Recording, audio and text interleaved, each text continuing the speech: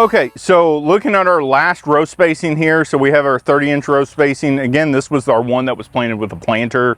The other two were planted with a drill. Again, first looking at our branching potential, it looks like we had some intent to put on some branches, but they never really got put on. We really only had this one branch with this one lowly pod here that got put on. So lower branching potential, of course, this is starting at that 120 plant population. So we would expect with those again, we're packing more and more soybeans to the in row. So that in row competition is going to be drastically higher now than it was in any of the other row spacings. So the higher plant population with that higher in-row competition is going to lead to more focus on the main stem and less focus on the branches, if you will. So this is to be expected. We would typically see less branching potential at those 120,000s anyway. We desperately are seeing that pretty significantly across the board here. So again, looking at that terminal bud cluster here, we have it. It's at right around 2 feet 6 inches. Yep, right here at the soil level, 2 feet 6 inches. So about the same size as that first 120 on the 7.5s. So we've been 2 feet 6 inches, 2 feet 4 inches, and 2 feet 6 inches here. So fairly consistent as far as the height of the 120 plant populations. We do see a decent amount of pods here. We are seeing some of our pods be a little bit farther behind, and I start to have question.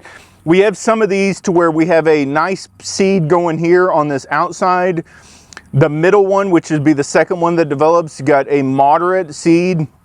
This interior pod, which would be the last one to develop, kind of is only at it's really flat. It's just really getting going. So if we have conditions and resources that kind of allow those plants to keep going, we might fill out this bean pretty good. But I have a question if some of these might just terminate on us here. But we do have some that are a little more filled out. So probably about the same maturity that we saw at that 120 on the 15-inch row spacing, so maybe a couple of days behind the 7.5s, but not that much. We are still seeing, especially on the top end of this plant, good 3-bean yield potential, some with 4-bean yield potential.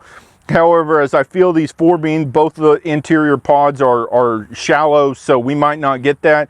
But what we are picking up is an appreciable amount of our 2-bean pods. So our 2-bean pods to where we don't have 3-bean potential, that we're only going to have 2 beans in there, whether it's from a termination like we have this one or from a lack of growth like we have there. We are starting to see a fair amount of our 2-bean pods. And when we really go up high plant population of these 30-inch row spacings with that high in-row competition, we will see an increase of those 2-bean pods. That's just kind of to be expected.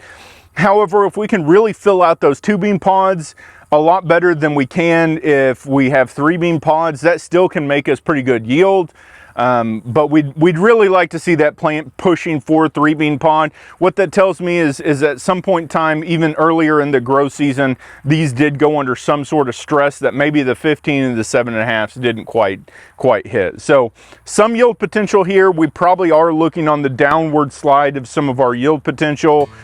So we are a little bit lower on yield potential on this high seeding rate 30-inch row spacing.